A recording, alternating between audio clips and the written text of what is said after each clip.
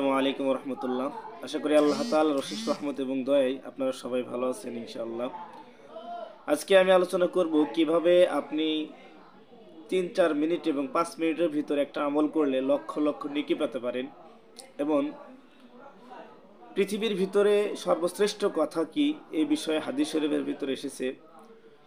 হাদিসটি মুসলিম শরীফের 2731 নম্বর হাদিস থেকে আমি আলোচনা করব। আবু যর রাদিয়াল্লাহু তাআলা আনহু বর্ণনা করেন, রাসূল সাল্লাল্লাহু আলাইহি ওয়াসাল্লামকে প্রশ্ন করা হলো, পৃথিবীর ভিতরে সর্ব উত্তম কথা কোনটি?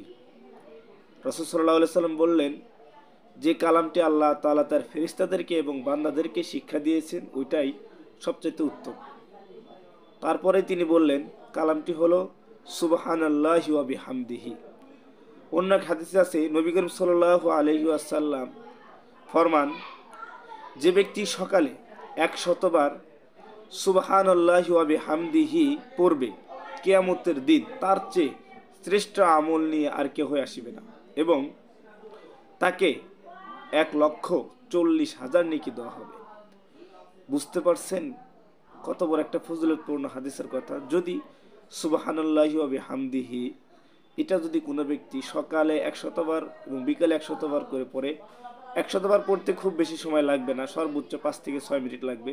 যদি এই সময়টুকু ধৈর্য ধারণ করে কেউ পড়তে পারে, আল্লাহ তাআলা তাকে অবশ্যই কিয়ামতের দিন সর্বোত্তম করে সবার সামনে পেশ করবেন ইনশাআল্লাহ।